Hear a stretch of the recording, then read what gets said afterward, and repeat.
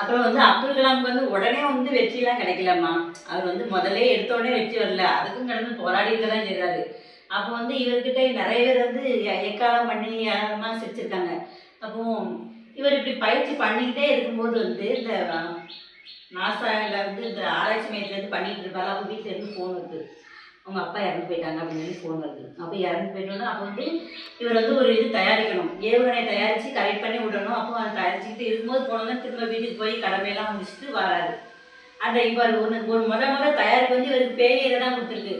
அப்போ எல்லாரும் எக்காலம் பண்ணியிருக்காங்க. இதெல்லாம் எதுக்கு தேவையில்லை அப்படின்னு. ஆனாலும் அது மன தளரவே இல்லை அவர். ஃபஸ்ட்டு அப்பா இறந்துட்டாங்க. அதுக்கப்புறம் வந்து பணியை பார்த்துட்டே இருந்திருக்காரு. 2வது அம்மா இறந்துட்டாங்க. திரும்பியும் வந்து அந்த ஏவுகணையை எப்படி இது பண்ணதுன்னு படித்து எல்லாம் பண்ணிட்டு இருக்காரு. 3வதா வந்து 2 வலையில கலத்தி கொடுத்தாங்களா அவங்க அக்கா மாப்பிள்ளையும் இறந்துட்டாங்கன்ட்டு வருது.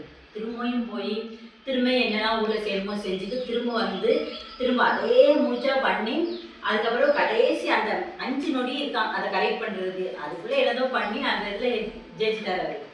அப்போ அவர் மனசுக்குள்ளே எவ்வளோ வலி இருக்கும். நம்ம நேசித்தவங்க எல்லாருமே பிரிஞ்சாலுமே அந்த நம்மளோட வைராக்கியம் அதில் வின் பண்ணணும், அதை எப்படியா நம்ம ஜெயிக்கணும் அப்படின்னு சொல்லிட்டு அதில் வந்து கரெக்டாக வந்து இவர் ஜெயிச்சிட்டார். ஜெயிச்சு அந்த ஏவுகணை வந்து பெருசாக செயல்பட்டுருக்கு. அப்போ இவர் பூரமே உழைச்சிக்கிட்டே தான் இருப்பார். இவருக்கு தனியாக குடும்பம் குழந்தைங்க அப்படி இருக்கா எதுவுமே தடைக்கல. அப்போ வந்து இந்திரா காந்தி இருக்காங்களா, அப்போது பிரதமர் இந்திரா காந்தி வந்து நம்ம வந்து ஒரு சிறப்பான ஒரு ஏவுகணை எல்லாம் தயார் பண்ணணும் அப்படின்னு சொன்னோன்னு தான் இவர் அப்பவுமே ஒரு முயற்சி பண்ணி இந்த அக்னி இருக்கலாம், அக்னி அப்படிங்கிற ஏவுகணை வந்து இவர் தயார் பண்ணியிருக்காரு. இந்த அக்னி ஏவுகணை பற்றி என்ன விவரம் அப்படின்னு நீங்கள் சொன்னீங்கன்னா, அக்னி ஏவுகணைன்னா இப்போ ஒரு நாடு வந்து நம்மளை தாக்க வரும். ஒரு நாடு வந்து நம்மளை தாக்க வருதுன்னா அந்த ஏவுகணை எடுத்தால் கொஞ்சம் பயப்படுவாங்க. இந்த ஏவுகணை ஒன்றா இருக்குல்ல, ஒரு நாட்டில் எப்படி அந்த ஏவுகணை விடும்போது அது வந்து 10ஆ பிரிஞ்சிருமா, அந்த ஒன்று வந்து 10ஆ பிரிஞ்சிருமா. அப்போ இந்த அக்னி ஏவுகணை எது அப்படிங்கிறது கண்டுபிடிக்க முடியலையா, பிடிக்கவே முடியாது. அதான் 10 பிரிவு அப்படின்னு எப்படி கண்டுபிடிக்க முடியும். அவன் இது என்னது அப்படிங்கிறதுக்குள்ளே அதுவே அது உடனே போய் ஸ்பாட்டில் அவ்வளோத்தையும் அழைச்சிட்டு வந்துடும், அவ்வளோத்தையும் எரிச்சிட்டு வந்துடும். அதுதான் அது அக்னின்னு வச்சுருந்துருக்காங்க.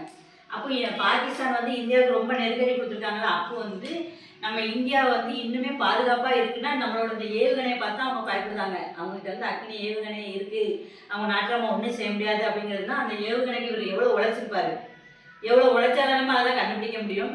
அதை கண்டுபிடிச்சிருந்தால அந்த ஏவுகணைக்கு அதை கண்டுபிடிச்சது இவர் தான்.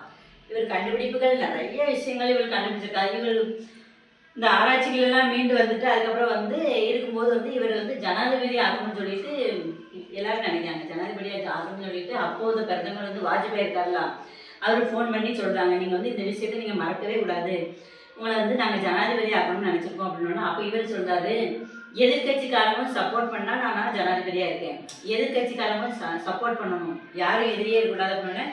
வாஜ்பாய் வந்து வேற கட்சி, சோனியா காந்தி வேற கட்சி.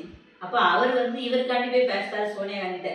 அப்போ அவங்களையும் வந்து சோனியா காந்தி சம்மதிச்சிட்டாங்க, ஜனாதிபதியை நம்ம அப்துல் கலாமே இருக்கட்டும் அப்படின்னு சம்மதிச்சிட்டாங்க, சம்மதம் சொல்லிட்டாங்க. அதுக்கப்புறம் தான் இவர் ஜனாதிபதியாக இருக்காரு. கம்யூனிஸ்ட் கட்சிக்காரங்க மட்டும் இவங்களுக்கு எதிராக வந்து ஒருத்தங்க நிப்பாட்டினாங்க.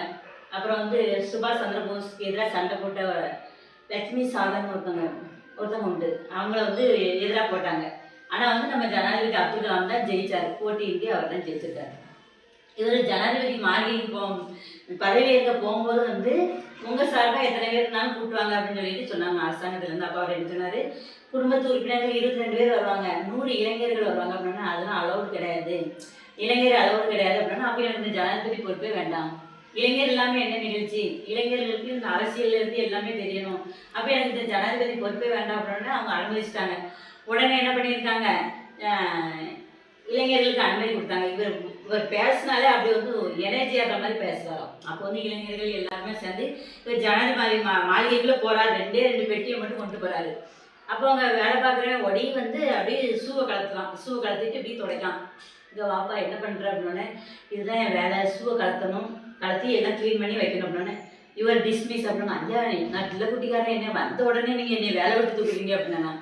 அப்படி இல்லை, என்னோட வேலைகள் நான் பார்த்துக்குவேன், உனக்கு வேலை வேணுமா அந்த செடிகளுக்கெல்லாம் போய் தண்ணி ஊற்றி இந்த வேலையை நான் பார்த்துக்குவேன் அப்படின்னு சொல்லியிருக்காரு. ஆனால் பணிவுன்னா அவ்வளோ ஒரு பணிவாக இருந்திருக்காங்க. ஜனாதிபதியாக இருக்கும்போது இவங்க சொந்தக்காரங்க எல்லாரும் சுற்றி பார்க்கணும்னு சொல்லி வந்திருக்காங்க. அப்போ இவர் எல்லாம் சுற்றி காமிச்சு அந்த ஜனாதிபதி மாளிகையில் சாப்பிடுவாங்கல்ல, அந்த சாப்பிட்றதுலேருந்து எல்லாம் தங்குறதுலேருந்து எல்லாமே இவர் திட்டு கொடுத்தாரு. அரசாங்க பணத்துலேருந்து 1 ரூபா கூட நம்ம குடும்பம் எடுக்கக்கூடாது அப்படின்னு சொல்லிட்டு அதுக்கு பூராமே இவரே காசு கொடுத்தாரு. அப்போ வந்து எதுக்குமே இவருக்கு வந்து கோட் சூட் தான் போடுவார். கோட் சூட்டு 5, 6 புக்கு அவ்வளோதான். வேற எதுவுமே அவர்கிட்ட கிடையாது. அந்த பெட்டியில் என்னது இருந்துச்சு தெரியுமா? 4, 5 கோட் சூட்டு, 5, 6 புத்தகம் தான் அவர் கொண்டு போனார். அதுதான் இருந்துச்சு. அப்போ இவர் பேசுறது இந்த உங்களை மாதிரி பிள்ளைங்கள்லாம் இருக்காங்கல்ல, அவங்கள்ட்டலாம் போய் இப்படி ஸ்கூலில் பேசும்போது ஒரு பிள்ளைகிட்ட பேசிகிட்டே இருந்துட்டாரு. பேசிகிட்டே இருந்துட்டு, ஏம்மா இந்தியாவோட எதிரி யார் அப்படின்னு கேட்டுட்டாரு. அந்த பிள்ளை பேர் ஸ்னேகாவாம். அப்போ வந்து ஒவ்வொருத்தையும் ஒவ்வொரு விளக்கமாக சொல்லியிருக்காங்க. ஒரு பிள்ளை சொல்லியிருக்கான், இந்தியாவோட எதிரி வந்து வேலையில்லா திண்டாட்டம் தான், திண்டாட்டமும் வறுமையும் தான் அப்படின்னு சொன்னோன்னே அவர் வந்து பாராட்டியிருக்காரு. அவர் பாராட்டிட்டு அவர் பின்னாடி ஒரு புக் எழுதும்போது அந்த பிள்ளை பேரை ஞாபகம் வச்சு இது ஸ்னேகாவுக்கு டெடிகேட் பண்ணுறேன் அப்படின்னு சொல்லி இருக்காரு. சின்ன சின்ன குழந்தைங்களை ரொம்ப நேசிப்பாராம். நிறைய கவிதைகள் எழுதியிருக்காரு, நிறைய புக் எழுதியிருக்காரு. அப்போ இது ஸ்னேகாவுக்கு டெடிகேட் பண்ணுறேன் அப்படின்னு சொல்லிட்டு எழுதியிருக்காரு.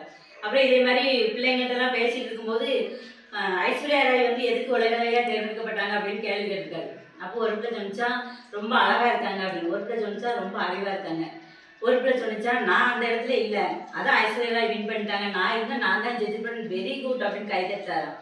பொம்பளை பிள்ளைங்கன்னா இப்படி தான் தன்னம்பிக்கையாக இருக்கணும், துணிவாக இருக்கணும் அப்படின்னு சொல்லிட்டு அவங்க கை தட்டியிருக்காரு. அப்போ வந்து எல்லாருமே வந்து அவர் பேச்சை கேட்கும் போதே ஒரு இனிமையாக இருக்குமா, அது வந்து ஒரு எனர்ஜி கொடுக்கும். எல்லாரும் என்ன பண்ணுங்க, கனவு காணுங்க, ஆனால் அந்த கனவு வந்து நம்மளை உறங்கவே விடக்கூடாது, அந்த லட்சியம் வந்து நம்ம உறங்கவே விடக்கூடாது, அதை அடையிற வரைக்கும் அப்படின்னு ஊக்கமான வார்த்தைகள் பேசுறது ரொம்ப எளிமையான முறையிலையும் இவர் வாழ்ந்துட்டாரு.